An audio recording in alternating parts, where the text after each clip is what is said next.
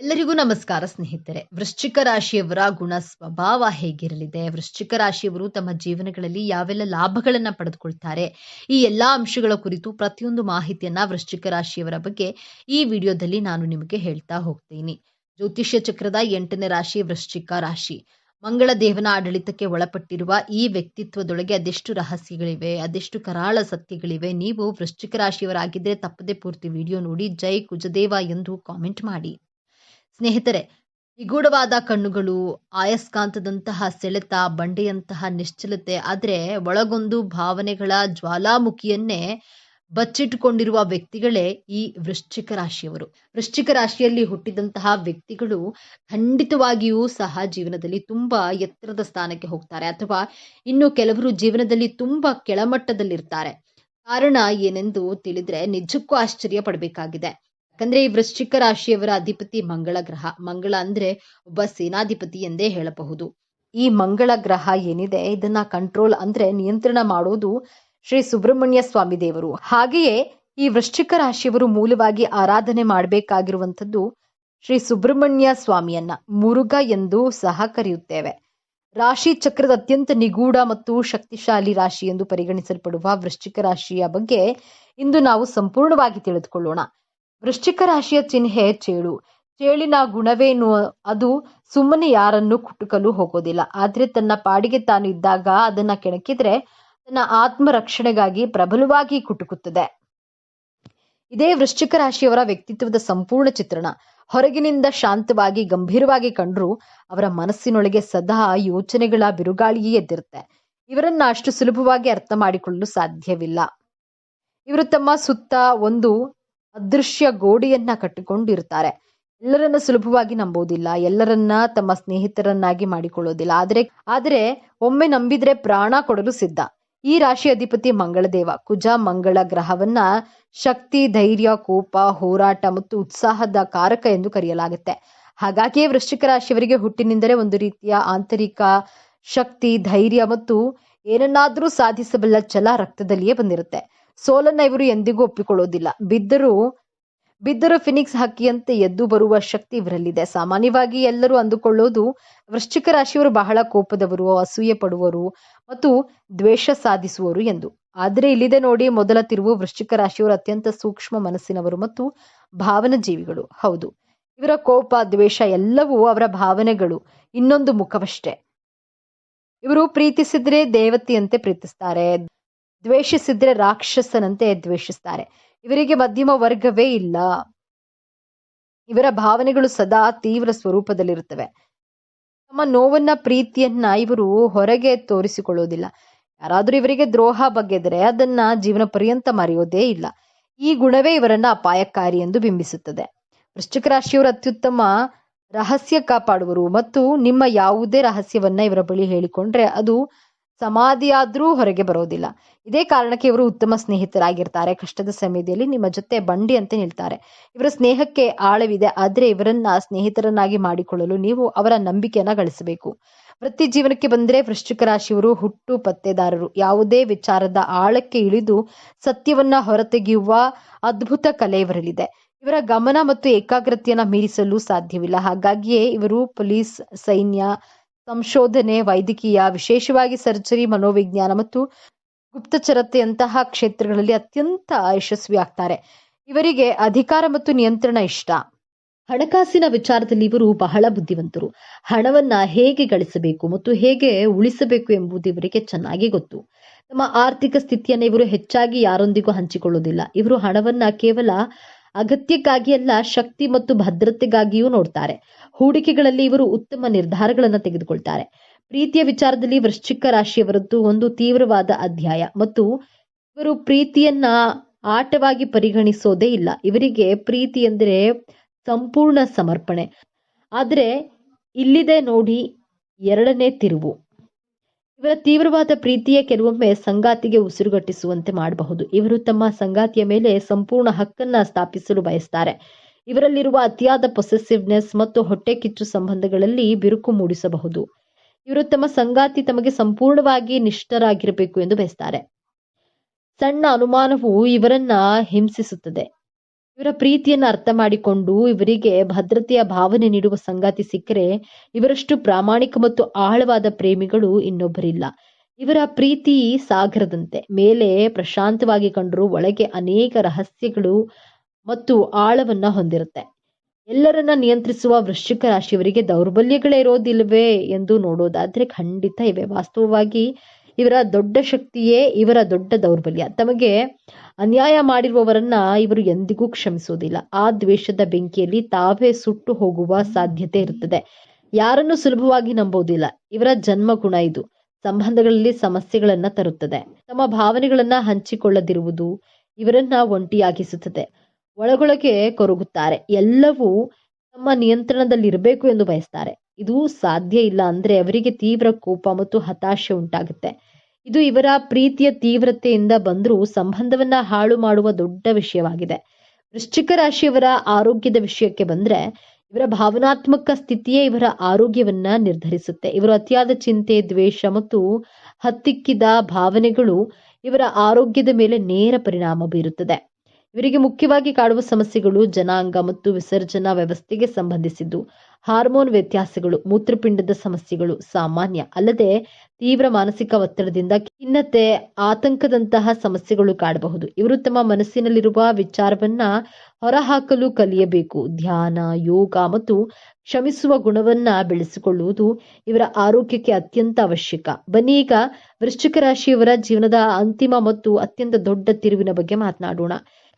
ಇವರ ಜೀವನವು ನಿರಂತರ ಪರಿವರ್ತನೆಯ ಒಂದು ಕತೆ. ಚೇಳು ತನ್ನ ಹಳೆಯ ಚರ್ಮವನ್ನ ಕಳಚಿ ಹೊಸ ಚರ್ಮವನ್ನ ಧರಿಸುವಂತೆ ವೃಶ್ಚಿಕ ರಾಶಿಯವರು ತಮ್ಮ ಜೀವನದಲ್ಲಿ ಅನೇಕ ಬಾರಿ ಸಾಂಕೇತಿಕ ಮರಣ ಮತ್ತು ಪುನರ್ಜನ್ಮವನ್ನ ಅನುಭವಿಸ್ತಾರೆ. ಇವರು ಜೀವನದಲ್ಲಿ ತೀವ್ರವಾದ ಬಿಕ್ಕಟ್ಟುಗಳನ್ನ, ನಷ್ಟಗಳನ್ನ, ದ್ರೋಹವನ್ನ ಎದುರಿಸ್ತಾರೆ. ಹಲವು ಬಾರಿ ಎಲ್ಲವನ್ನ ಕಳೆದುಕೊಂಡು ಶೂನ್ಯದಿಂದ ಪ್ರಾರಂಭಿಸುವ ಪರಿಸ್ಥಿತಿ ಬರುತ್ತದೆ. ಆದ್ರೆ ಇಲ್ಲೇ ಇರೋದು ನಿಜವಾದ ಮ್ಯಾಜಿಕ್. ಪ್ರತಿಯೊಂದು ಪತನದ ನಂತರ ಇವರು ಮೊದಲಿಗಿಂತಲೂ ಹೆಚ್ಚು ಶಕ್ತಿಶಾಲಿಯಾಗಿ, ಬುದ್ಧಿವಂತರಾಗಿ ಮೇಲೆದ್ದು ಬರ್ತಾರೆ. ಇವರ ಜೀವನದ ಹೋರಾಟಗಳೇ ಇವರನ್ನ ಅಸಾಧಾರಣ ವ್ಯಕ್ತಿಯನ್ನಾಗಿ ರೂಪಿಸುತ್ತದೆ. ಇವರು ತಮ್ಮ ಅನುಭವಗಳಿಂದ ಪಾಠ ಕಲಿತು ತಮ್ಮ ಆಂತರಿಕ ಶಕ್ತಿಯನ್ನ ಅರಿತುಕೊಂಡಾಗ ಅವರನ್ನ ತಡೆಯಲು ಯಾರಿಂದಲೂ ಸಾಧ್ಯವಿಲ್ಲ. ಇದುವೇ ವೃಶ್ಚಿಕ ರಾಶಿಯವರ ಜೀವನದ ಅತಿ ದೊಡ್ಡ ರಹಸ್ಯ. ವಿನಾಶದಿಂದಲೇ ಸೃಷ್ಟಿ. ವೃಶ್ಚಿಕ ರಾಶಿಯವರು ತಮ್ಮ ಜೀವನವನ್ನ ಇನ್ನಷ್ಟು ಉತ್ತಮಪಡಿಸಿಕೊಳ್ಳಲು ಕೆಲವು ಸಲಹೆಗಳು ಹೀಗಿವೆ. ಬೇರೆಯವರಿಗಾಗಿ ಅಲ್ಲ, ನಿಮ್ಮ ಮಾನಸಿಕ ಶಾಂತಿಗಾಗಿ ಕ್ಷಮಿಸಿ. ದ್ವೇಷವನ್ನ ಮನಸ್ಸಿನಲ್ಲಿ ಇಟ್ಟುಕೊಳ್ಳುವುದು. ಎಲ್ಲರೂ ಕೆಟ್ಟವರಲ್ಲ. ನಿಮ್ಮ ಆಪ್ತರ ಮೇಲೆ ನಂಬಿಕೆ ಇಡಲು ಪ್ರಯತ್ನಿಸಿ ಮತ್ತು ಭಾವನೆಗಳನ್ನ ಹಂಚಿಕೊಳ್ಳಿ. ನಿಮ್ಮ ತೀವ್ರವಾದ ಭಾವನೆಗಳು ನಿಮ್ಮ ಶಕ್ತಿ, ಆದ್ರೆ ಅವು ನಿಮ್ಮನ್ನ ಆಳಲು ಬಿಡಬೇಡಿ. ಯೋಗ ಮತ್ತು ಧ್ಯಾನದಿಂದ ಮನಸ್ಸನ್ನ ಹಿಡಿತದಲ್ಲಿ ಇಟ್ಕೊಳ್ಳಿ. ಮಂಗಳವಾರದಂದು ಹನುಮಾನ್ ಚಾಲಿಸ ಪಠಿಸುವುದು ಅಥವಾ ಸುಬ್ರಹ್ಮಣ್ಯನ ದೇವಸ್ಥಾನಕ್ಕೆ ಭೇಟಿ ನೀಡುವುದು ಶುಭಕರ. ಕೆಂಪು ಬಣ್ಣದ ವಸ್ತ್ರ ಅಥವಾ ತೊಗರಿ ಬೇಳೆಯನ್ನ ದಾನ ಮಾಡುವುದರಿಂದ ಮಂಗಳ ದೇವನ ಕೃಪೆಗೆ ಪಾತ್ರರಾಗಬಹುದು. ಹಾಗಾದ್ರೆ ವೃಶ್ಚಿಕ ರಾಶಿ ಅಂದ್ರೆ ಕೇವಲ ಕೋಪ, ದ್ವೇಷ, ರಹಸ್ಯವಲ್ಲ. ಅವರೊಳಗೆ ಅಪಾರವಾದ ನಿಷ್ಠೆ, ಅಚಲವಾದ ಧೈರ್ಯ, ಯಾವುದನ್ನಾದ್ರೂ ಸಾಧಿಸಬಲ್ಲ ಛಲ ಮತ್ತು ಎಲ್ಲದಕ್ಕಿಂತ ಹೆಚ್ಚಾಗಿ ಪ್ರೀತಿ ಪಾತ್ರರನ್ನ ಯಾವುದೇ ಬೆಲೆ ಕೊಟ್ಟಾದರೂ ರಕ್ಷಿಸುವ ಅದ್ಭುತ ಶಕ್ತಿ ಇದೆ. ಮೇಲ್ನೋಟಕ್ಕೆ ನೋಡಿ ಭಯಪಡಬೇಡಿ. ಅದನ್ನ ಭೇದಿಸಿ ಒಳಗೆ ನೋಡಿದ್ರೆ ನಿಮಗಾಗಿ ಪ್ರಾಣವನ್ನೇ ನೀಡಬಲ್ಲ ಒಬ್ಬ ಅಮೂಲ್ಯ ಸ್ನೇಹಿತ ಸಿಗ್ತಾನೆ. ಇದೇ ತರಹದ ಜ್ಯೋತಿಷ್ಯಕ್ಕೆ ಸಂಬಂಧಪಟ್ಟಂತಹ ವಿಡಿಯೋ ನೋಡಲು ನಮ್ಮ ಚಾನೆಲ್ಗೆ ಸಬ್ಸ್ಕ್ರೈಬ್ ಆಗಿ, ವಿಡಿಯೋ ಲೈಕ್ ಮಾಡಿ, ಶೇರ್ ಮಾಡಿ. ಹಿಡಿದ ಹಠವನ್ನ ಸಾಧಿಸಲು, ತಾನು ಅಂದುಕೊಂಡಂತಹ ಕೆಲಸ ಕಾರ್ಯಗಳಲ್ಲಿ ಜಯವನ್ನ ಸಾಧಿಸಲು ಛಲ ಬಿಡದೆ ಪ್ರಯತ್ನ ಪಡುವಂತಹ ವೃಶ್ಚಿಕ ರಾಶಿ ಸ್ನೇಹಿತರೆ, ಈ ವಿಡಿಯೋ ನಿಮ್ಮ ಜೀವನದಲ್ಲಿ ಸೋಲೆ ಇರದ ಹಾಗೆ ನೀವು ಗೆಲ್ಲಲು ಯಾವ ಪ್ರತಿಜ್ಞೆನ ಮಾಡಬೇಕು ಎಂಬಂತಹ ಸೂಪರ್ ಇಂಟ್ರೆಸ್ಟಿಂಗ್ ವಿಚಾರಗಳನ್ನ ಈ ವಿಡಿಯೋದಲ್ಲಿ ತಿಳಿಸಿಕೊಡಲಿದ್ದೇನೆ. ವೃಶ್ಚಿಕ ರಾಶಿಯ ಬಂಧುಗಳೇ, ಈ ವಿಡಿಯೋ ಆಕಸ್ಮಿಕವಾಗಿ ನಿಮ್ಮ ಕಣ್ಣ ಮುಂದೆ ಬಂದಿಲ್ಲ. ಇದು ನಿಮ್ಮ ಇಷ್ಟ ದೈವ, ನಿಮ್ಮ ಕುಲದೇವರು ನಿಮಗಾಗಿ ಕಳುಹಿಸಿರುವಂತಹ ಒಂದು ದಿವ್ಯ ಸಂದೇಶ. ನಿಮ್ಮ ಜೀವನದಲ್ಲಿ ಒಂದು ದೊಡ್ಡ ಕ್ರಾಂತಿ ನಡೆಯಲಿದೆ. ಇಷ್ಟು ದಿನ ಗುಟ್ಟಾಗಿ ಅನುಭವಿಸಿದ ನೋವು, ಒಳಗೆ ಸಹಿಸಿಕೊಂಡ ಅವಮಾನ, ಕೆಂಡದ ಮೇಲೆ ನಡೆದಂತಹ ಪ್ರತಿದಿನ ಆ ಎಲ್ಲಾ ಕಷ್ಟಗಳಿಗೆ ಈಗ ಅಂತ್ಯವನ್ನ ಹಾಡುವ ಸಮಯ ಬಂದಿದೆ. ಇದರ ಜೊತೆಗೆ ಒಂದು ಕಠಿಣ ಸವಾಲು ನಿಮ್ಮ ಮುಂದೆ ಬರಲಿದೆ. ಅದರಿಂದ ಪಾರಾಗೋದು ಹೇಗೆ ತಿಳಿಯಲು ಈ ವಿಡಿಯೋವನ್ನ ಕೊನೆವರೆಗೂ ನೋಡಿ. ನಿಮ್ಮ ಜೀವನದಲ್ಲಿ ಒಂದು ದೊಡ್ಡ ಬದಲಾವಣೆ ಆಗಲಿ ಎಂದು ಸಂಕಲ್ಪ ಮಾಡುತ್ತಾ ತಪ್ಪದೇ ಜೈ ಶ್ರೀರಾಮ್ ಎಂದು ಕಾಮೆಂಟ್ ಮಾಡಿ, ಹಾಗೆ ತಪ್ಪದೇ ಲೈಕ್ ಮಾಡಿ. ವೃಶ್ಚಿಕ ರಾಶಿಯವರು ನಿಮ್ಮ ಜೀವನದಲ್ಲಿ ವಿಜಯ ಪತಾಕೆಯನ್ನ ಹಾರಿಸಲು ಸುಖ ಸಂತೋಷವಾಗಿರಲು ಯಾವ 5 ಶಪಥಗಳನ್ನ ಮಾಡಬೇಕು ಅಂತ ಒಂದೊಂದಾಗಿ ನೋಡ್ತಾ ಹೋಗೋಣ. ವೃಶ್ಚಿಕ ರಾಶಿಯವರು ಭಾವನೆ, ಪ್ರೀತಿ, ನಂಬಿಕೆ, ವಿಶ್ವಾಸಕ್ಕೆ ಕಟ್ಟು ಬಿದ್ದವರು, ಸಂಬಂಧಗಳಿಗೆ ಬೆಲೆ ಕೊಡುವವರು ಆಗಿರ್ತೀರಾ. ನೀವು ಎಷ್ಟೇ ಎಚ್ಚರಿಕೆಯಿಂದ ರಹಸ್ಯವಾಗಿದ್ರೂ ಸಹ ನಿಮಗೆ ಹೆಚ್ಚು ನಂಬಿಕೆ ದ್ರೋಹ ಭಾವನೆಗಳ ಜೊತೆ ಆಟ ಆಡ್ತಾರೆ. ನೀವು ಮೋಸ ಹೋಗಬಾರದು, ಜೀವನದಲ್ಲಿ ಯಶಸ್ಸು ಗಳಿಸಲು ಕೈಗೊಳ್ಳಬೇಕಾದಂತಹ ಮೊದಲನೆಯ ಶಪಥ ಏನಂದ್ರೆ, ಈ ಶಪಥಗಳನ್ನ ನೀವು ಪಾಲಿಸೋದ್ರಿಂದ ನಿಮ್ಮ ಗೆಲುವನ್ನ ತಡೆಯಲು ಯಾರಿಂದಲೂ ಸಾಧ್ಯವಾಗುವುದಿಲ್ಲ. ವೃಶ್ಚಿಕ ರಾಶಿಯವರು ಯಾವ ವ್ಯಕ್ತಿಗಳನ್ನ ನಂಬುವ ಹಾಗಿಲ್ಲ. ನೀವು ಅಷ್ಟು ಸುಲಭವಾಗಿ ಅಷ್ಟು ಈಸಿಯಾಗಿ ಯಾರನ್ನು ನಂಬೋದಿಲ್ಲ. ಎಲ್ಲರನ್ನ ಅಳೆದು ತೂಗಿ ನಂಬ್ತೀರಾ. ಆದ್ರೂ ಸಹ ನಿಮಗೆ ಹೆಚ್ಚು ನಂಬಿಕೆ ದ್ರೋಹ ಆದಾಗ ಅತೀವ ದುಃಖ ಪಡುವಂತಹ, ಆ ದುಃಖದಿಂದ ಹೊರಗಡೆ ಬರಲು ಬಹಳ ಕಷ್ಟಪಡುತ್ತದೆ. ನಿಮ್ಮ ಮನಸ್ಸು ತೊಳಲಾಟ ಮಾಡುತ್ತದೆ.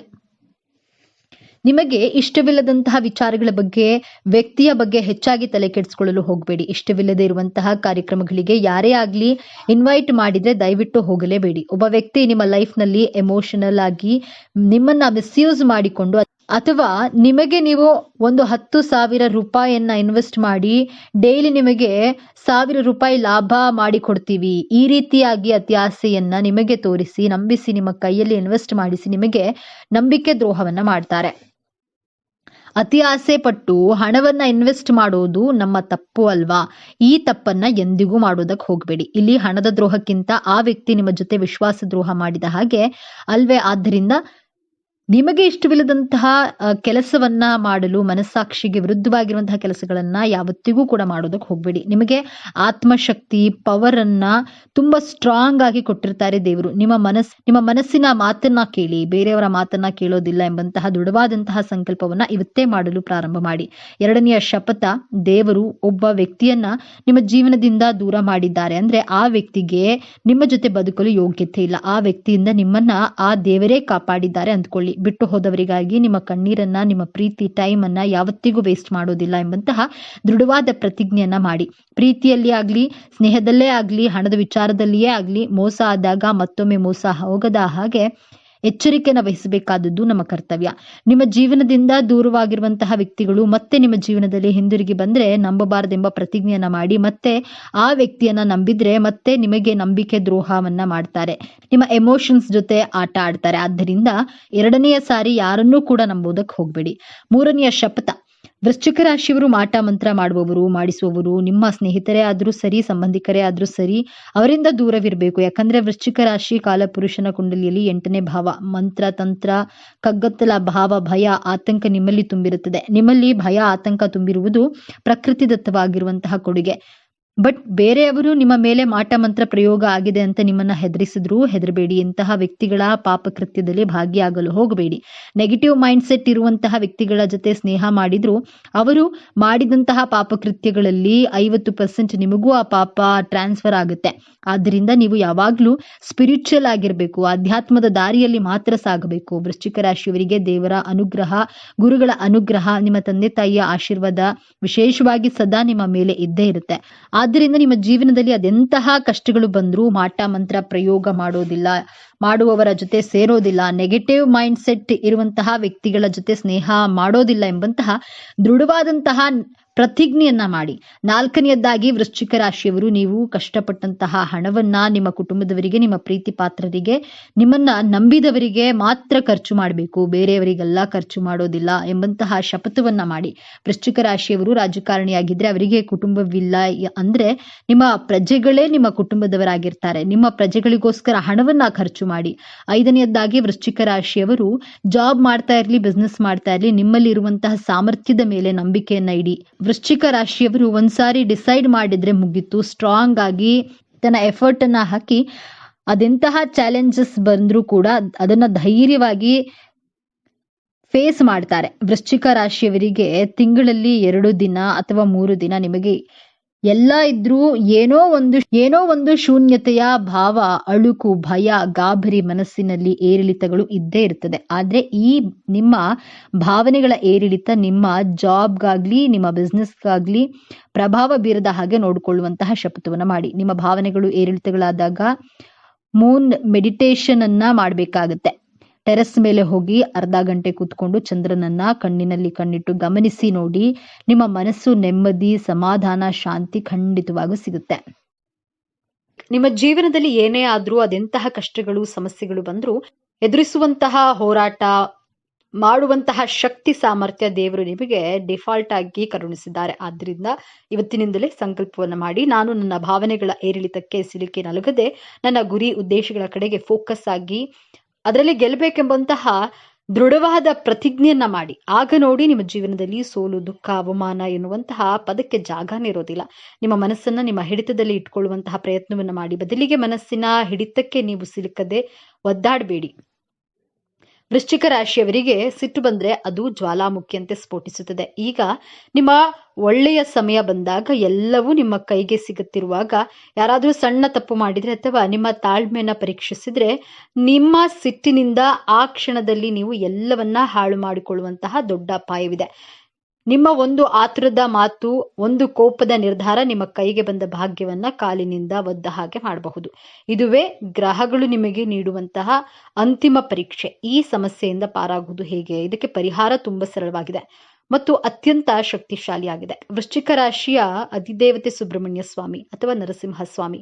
ನೀವು ಪ್ರತಿದಿನ ಅಥವಾ ಕನಿಷ್ಠ ಪ್ರತಿ ಮಂಗಳವಾರದಂದು ಸ್ನಾನ ಮಾಡಿದ ನಂತರ ದೀಪ ಹಚ್ಚಿ ಓಂ ಶ್ರೀ ಸುಬ್ರಹ್ಮಣ್ಯಾಯ ನಮಃ ಅಥವಾ ಓಂ ನರಸಿಂಹಾಯ ನಮಃ ಅಂತ 108 ಬಾರಿ ಜಪಿಸಿ. ಮತ್ತು ಯಾವಾಗ್ಲಾದ್ರೂ ನಿಮಗೆ ಸಿಟ್ಟು ಬಂದು ಒಂದು ನಿರ್ಧಾರ ತೆಗೆದುಕೊಳ್ಬೇಕು ಅನಿಸಿದಾಗ ಒಂದು ಕ್ಷಣ ಕಣ್ಣು ಮುಚ್ಚಿ ಒಂದು ಲೋಟ ತಣ್ಣೀರನ್ನ ಕುಡಿಯಿರಿ ಮತ್ತು 10ರಿಂದ 1ರವರೆಗೆ ಉಲ್ಟಾ ಎಣಿಸಿ. ಈ ಸಣ್ಣ ಪರಿಹಾರ ನಿಮ್ಮನ್ನ ದೊಡ್ಡ ಅನಾಹುತದಿಂದ ಪಾರು ಮಾಡುತ್ತೆ.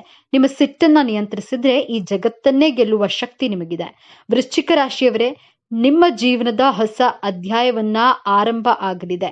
ನೀವು ಪಾತಾಳಕ್ಕೆ ಬೀಳೋದಿಲ್ಲ, ನೀವು ಯಶಸ್ಸಿನ ಉತ್ತುಂಗಕ್ಕೆ ಏರ್ತೀರಿ. ನೀವು ಅನುಭವಿಸಿದ ಅವಮಾನಗಳಿಗೆ, ನಿಮ್ಮ ಕಣ್ಣೀರಿಗೆ ಈಗ ಬೆಲೆ ಸಿಗಲಿದೆ. ನಿಮ್ಮನ್ನ ನೋಡಿ ನಕ್ಕವರೇ ನಿಮ್ಮ ಮುಂದೆ ತಲೆ ಬಗ್ಗಿಸುವ ಸಮಯ ಬಂದಿದೆ. ಈ ವಿಡಿಯೋ ನಿಮ್ಗೆ ತಲುಪಿದೆ ಅಂದ್ರೆ ಅದು ಆ ಮಹಾದೇವನ, ಆ ಸುಬ್ರಹ್ಮಣ್ಯ ಸ್ವಾಮಿಯ ಸಂಕಲ್ಪ.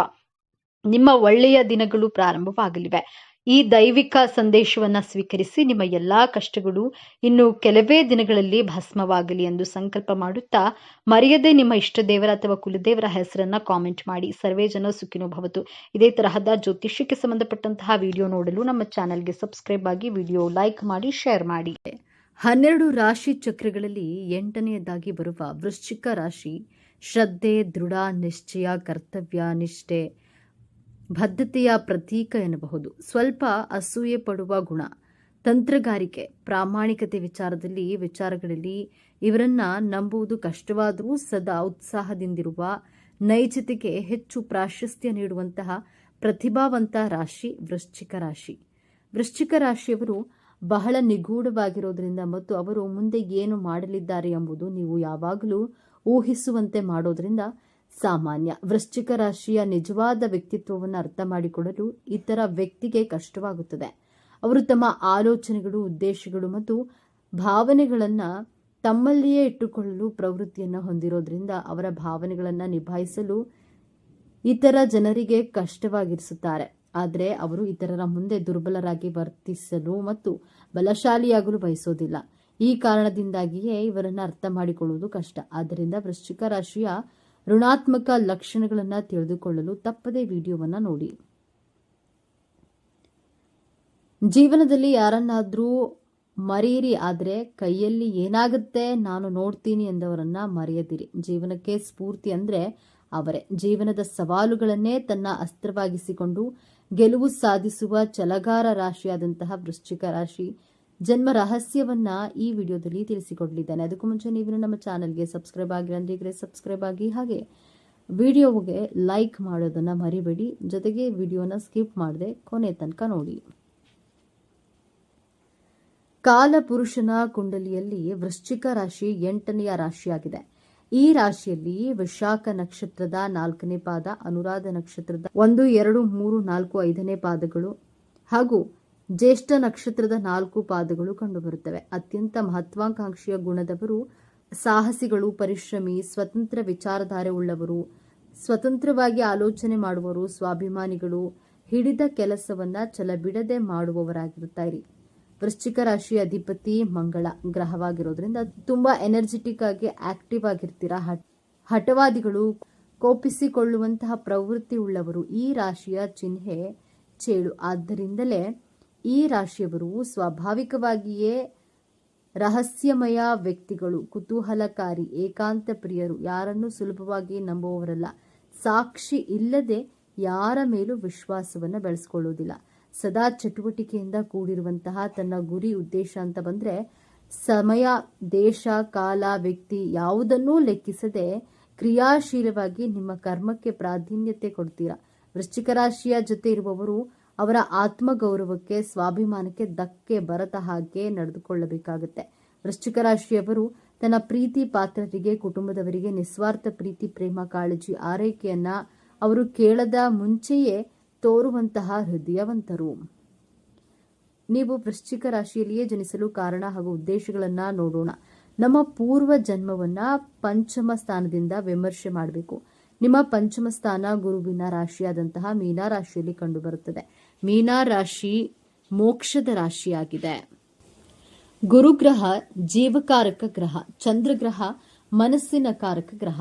ಧರ್ಮ, ಅರ್ಥ, ಕಾಮ, ಮೋಕ್ಷದ ದೃಷ್ಟಿಯಿಂದ ನೋಡೋದಾದ್ರೆ ಧರ್ಮ ಅಂದ್ರೆ ನಾವು ಆಚರಿಸುವಂತಹ ಸಂಸ್ಕಾರ ಪದ್ಧತಿಗಳು. ಅರ್ಥ ಎಂದರೆ ಜೀವನದಲ್ಲಿ ನಾವು ಗಳಿಸಿದ ಹಣ, ಸಂಪತ್ತು, ಆಸ್ತಿ, ಐಶ್ವರ್ಯ. ಕಾಮ ಎಂದರೆ ನಮ್ಮ ಮನಸ್ಸಿನ ಇಚ್ಛೆಗಳು, ಆಸೆಗಳು. ಇವೆಲ್ಲ ಬೌದ್ಧಿಕ ಬಂಧನಗಳಿಂದ ಬಂಧ ಮುಕ್ತವಾಗುವುದೇ ಮೋಕ್ಷ. ಈ ದೃಷ್ಟಿಯಿಂದ ವೃಶ್ಚಿಕ ರಾಶಿಯ ಬಗ್ಗೆ ವಿಮರ್ಶೆ ಮಾಡೋದಾದ್ರೆ ವೃಶ್ಚಿಕ ರಾಶಿ ಪ್ರಾಕೃತಿಕ ಕುಂಡಲಿಯ ಅಷ್ಟಮ ಸ್ಥಾನ ಜಲತತ್ವ ರಾಶಿಯಾಗಿದೆ. ಈ ಭೂಮಿಯ ಮೇಲೆ ನಿಮ್ಮ ಜನನವಾಗುವಾಗ ನಿಮ್ಮ ಜೊತೆ ಸಂಕಷ್ಟಗಳನ್ನ, ಸಂಘರ್ಷಗಳನ್ನ ಹೊತ್ತುಕೊಂಡೇ ಹುಟ್ಟಿರ್ತೀರ. ಯಾವುದೇ ಜೀವಿ ಈ ಸೃಷ್ಟಿಯಲ್ಲಿ ಜನಿಸುವ ಮುನ್ನ ಆ ಮಗು ತಾಯಿಯ ಗರ್ಭದಲ್ಲಿ 9 ತಿಂಗಳು ಕಳೆಯುತ್ತೆ. ಆ 9 ತಿಂಗಳು ತಾಯಿಯ ಗರ್ಭದಲ್ಲಿದ್ದಾಗ ಆ ಮಗುವಿಗೆ ಗೊತ್ತಿರೋದಿಲ್ಲ. ಈ ಅಂಧಕಾರದ ಗರ್ಭದಲ್ಲಿ ನಾವು ಯಾಕೆ ಇದ್ದೇನೆ, ಎಲ್ಲಿ ಇದ್ದೀನಿ ಎಂದು ತಿಳಿಯೋದಿಲ್ಲ. ಆ ಅಂಧಕಾರದ ದೃಶ್ಯವನ್ನ ವೃಶ್ಚಿಕ ರಾಶಿ ಎಂದು ಹೇಳಬಹುದು. ತಾಯಿಯ ಗರ್ಭದಿಂದ ಮಗು ಹೊರಗಡೆ ಬರುವಾಗ ಬೆಳಕನ್ನ ನೋಡಿ ಗಾಬರಿಗೊಳ್ಳುತ್ತದೆ. ಆ ಕತ್ತಲೆಯಿಂದ ಹೊರಗಡೆ ಬಂದಾಗ ನಿಮ್ಮ ಭಾಗ್ಯದ ಬಾಗಿಲು ತೆರೆಯುತ್ತೆ. ನೀವು ಹಿಂದಿನ ಜನ್ಮದಲ್ಲಿ ಕತ್ತಲೆಯ ಕಷ್ಟ, ಸಂಕಷ್ಟಗಳನ್ನು ಅನುಭವಿಸಿ ಆ ಕಷ್ಟಗಳಿಂದ, ಸಂಘರ್ಷಗಳಿಂದ ಹೊರಗಡೆ ಬರುವಂತಹ ಸಮಯದಲ್ಲಿ ನಿಮ್ಮ ಜೀವನ ಸಮಾಪ್ತಿಯಾಗಿ ನೀವು ಮತ್ತೆ ಹೊಸದಾಗಿ ಈ ವಿಶ್ವದಲ್ಲಿ ವೃಶ್ಚಿಕ ರಾಶಿಯಲ್ಲಿ ಜನಿಸಿರ್ತೀರಾ. ವೃಶ್ಚಿಕ ರಾಶಿಯಲ್ಲಿ ಜನಿಸಿದ ಮೇಲೆ ನಿಮಗೆ ಏನು ಸಿಗುತ್ತೆ ಎಂದು ನೋಡೋಣ. ನಕ್ಷತ್ರದ ಆಧಾರದ ಮೇಲೆ ನೋಡೋಣ. ವೃಶ್ಚಿಕ ರಾಶಿಯಲ್ಲಿ ವಿಶಾಖ ನಕ್ಷತ್ರ, ಅನುರಾಧ ನಕ್ಷತ್ರ, ಜ್ಯೇಷ್ಠ ನಕ್ಷತ್ರ ಕಂಡುಬರುತ್ತೆ. ವಿಶಾಖ ನಕ್ಷತ್ರದ ಅಧಿಪತಿ ಗುರುಗ್ರಹ, ಅನುರಾಧ ನಕ್ಷತ್ರದ ಅಧಿಪತಿ ಶನಿಗ್ರಹ ಹಾಗೂ ಜ್ಯೇಷ್ಠ ನಕ್ಷತ್ರದ ಅಧಿಪತಿ ಬುಧಗ್ರಹ. ನಿಮ್ಮ ಭಾಗ್ಯಾಧಿಪತಿ ಚಂದ್ರ ಗ್ರಹ ನಿಮ್ಮ ಕರ್ಮಸ್ಥಾನದಲ್ಲಿ ಸಿಂಹರಾಶಿ ಬರುತ್ತೆ.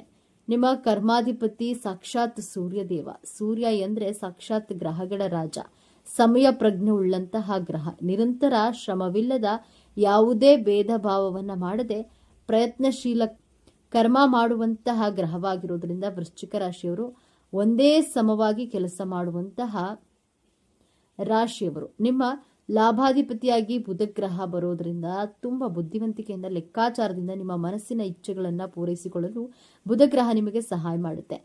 ಜೊತೆಗೆ ವ್ಯವಸ್ಥಾನದಲ್ಲಿ ಶುಕ್ರ ಗ್ರಹ ಬರೋದ್ರಿಂದ ಸಂಕ್ಷಿಪ್ತವಾಗಿ ಧರ್ಮ, ಅರ್ಥ, ಕಾಮ, ಮೋಕ್ಷವೆಂಬ ಪ್ರಕ್ರಿಯೆಯಿಂದ ಮುಕ್ತಿ ಪಡೆದು ಮುಂದೆ ನಿಮ್ಮ ಆತ್ಮ ಸಾಗುತ್ತದೆ. ಈ ಉದ್ದೇಶದಿಂದ ವೃಶ್ಚಿಕ ರಾಶಿಯಲ್ಲಿ ಜನಿಸಿರ್ತೀರಾ. ಸದಾ ಕಾರ್ಯ ಪ್ರವೃತ್ತರಾಗಿರುವಂತಹ ಈಶ್ವರನನ್ನ ಮನಸ್ಸಿನಿಂದ ಆರಾಧಿಸುವ, ಆಧ್ಯಾತ್ಮ ಸೇವಾ ಮಾಡುವ ಉದ್ದೇಶದಿಂದ ಹುಟ್ಟಿರ್ತೀರಾ. ರಾಜಕಾರಣದಲ್ಲಿ ನಿಸ್ವಾರ್ಥ ಸೇವೆ ಮಾಡುವವರು ಹೆಚ್ಚಾಗಿ ಈ ವೃಶ್ಚಿಕ ರಾಶಿಯಲ್ಲಿಯೇ ಜನಿಸಿರ್ತಾರೆ. ಪ್ರಾಕೃತಿಕ ಕುಂಡಲಿಯಿಂದ ನಿಮ್ಮ ಜನ್ಮದ ಉದ್ದೇಶವನ್ನ ತಿಳಿಯಬಹುದು. ವಿಶ್ರಾಂತಿ ಮಾಡುವವರೆಲ್ಲ ನೀವು, ನಿಮ್ಮ ಕುಟುಂಬದವರೇ ನಿಮಗೆ ಸಲಹೆ ಕೊಡ್ತಾರೆ. ನಿಮ್ಮ ಕರ್ತವ್ಯಗಳನ್ನು ನಿರ್ವಹಿಸುವುದು ನಿಮ್ಮ ಜೀವನದ ಮೂಲ ಉದ್ದೇಶವಾಗಿದೆ. ವೃಶ್ಚಿಕ ರಾಶಿಯವರು ನಂಬಲು ಅರ್ಹರಲ್ಲ. ವೃಶ್ಚಿಕ ರಾಶಿಯ ಗುಣಲಕ್ಷಣಗಳನ್ನ ನೋಡೋದಾದ್ರೆ ಅವರು ಸಾಕಷ್ಟು ರಹಸ್ಯವಾಗಿರ್ತಾರೆ. ಈ ವಿಚಾರಗಳನ್ನ ಮರೆಮಾಚಲು ಅಥವಾ ರಹಸ್ಯವಾಗಿಡಲು ಅವರ ಸ್ವಭಾವ. ಆದರೆ ನಿಜವಾಗಿಯೂ ಸತ್ಯವನ್ನು ತಿಳಿದುಕೊಳ್ಳಲು ಬಯಸುವವರು ವೃಶ್ಚಿಕ ರಾಶಿಯವರೊಂದಿಗೆ ಸ್ವಲ್ಪ ಸಮಯವನ್ನು ಕಳೆದರೆ ಅವರು ನಿಜವಾಗಿ ಏನೆಂದು ತಿಳಿಯುತ್ತೆ. ವೃಶ್ಚಿಕ ರಾಶಿಯವರು ಮಾತಿನ ಮಲ್ಲರು. ಅವರು ಮಾಡುವ ನಿರ್ಧಾರಕ್ಕೆ ಬದ್ಧರಾಗಿರ್ತಾರೆ. ನಿಜವಾಗಿಯೂ ಅವರು ಇತರರ ವೈಯಕ್ತಿಕತೆಯನ್ನ ಗೌರವಿಸ್ತಾರೆ ಹಾಗೂ ಇತರರೊಂದಿಗೆ ಅದನ್ನೇ ಬಯಸ್ತಾರೆ. ವೃಶ್ಚಿಕ ರಾಶಿಯವರು ಭಾವನಾತ್ಮಕವರಲ್ಲ. ಇದು ವೃಶ್ಚಿಕ ರಾಶಿಯವರ ಬಗ್ಗೆ ಮತ್ತೊಂದು ಆಧಾರರಹಿತ ಸುಳ್ಳು. ಹೆಚ್ಚಿನ ಜನರು ಇವರಿಗೆ ಭಾವನೆಗಳೇ ಇಲ್ಲ ಎಂದು ಭಾವಿಸ್ತಾರೆ, ಆದರೆ ಅದು ಅವರ ಸ್ವಭಾವದ ಕಾರಣದಿಂದಾಗಿರಬಹುದು.